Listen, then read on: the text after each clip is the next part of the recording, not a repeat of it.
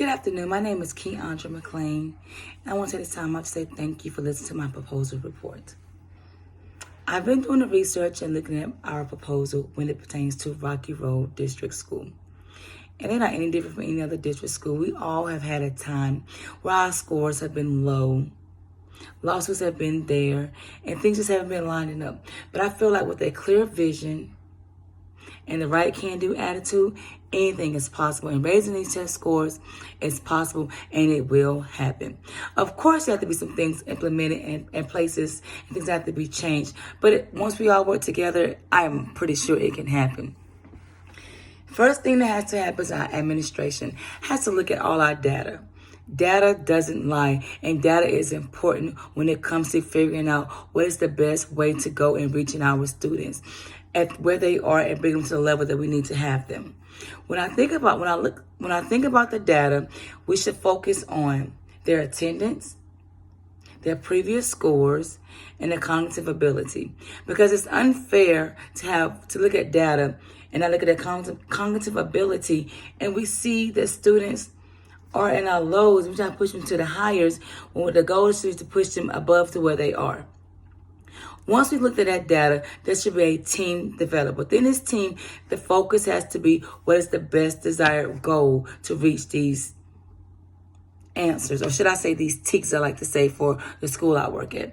So once we look at everything, all the data and the different questions that have been our low questions and our high questions, we can begin to decipher through the data and begin to set up the professional developments for our teachers to be able to understand how to convey the information to our students so they are better equipped for these tests.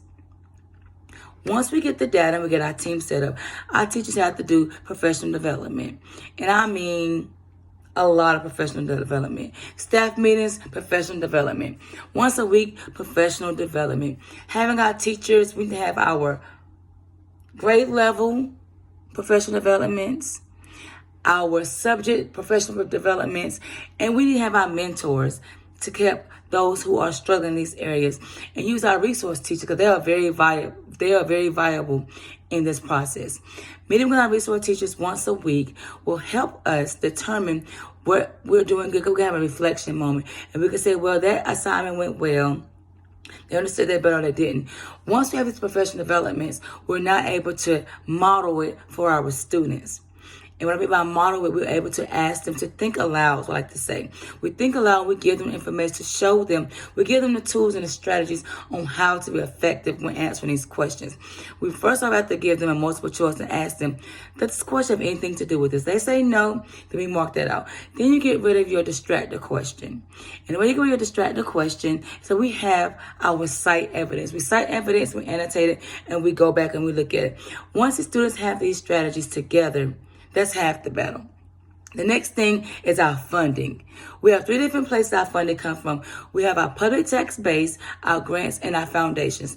Title I funds as a federal-based funds, and they help with at-risk students. So what I was suggesting, what I was thinking, that we tap into those funds. Because our students are at risk now, we should have more funds available. And once we allocated all of our Title I funds, because we're going to use that for our literacy coach, our resource programs, and bringing people into professional development to make sure our teachers are developed. Once we do that, we can get Dr. Gogi to give us a proposal, and we can write one out. Now, once you have a proposal written out, it's to discuss the benefits of what the grant will do. These grants will benefit us because they will give us more resources and give us more access so we can prepare our students better.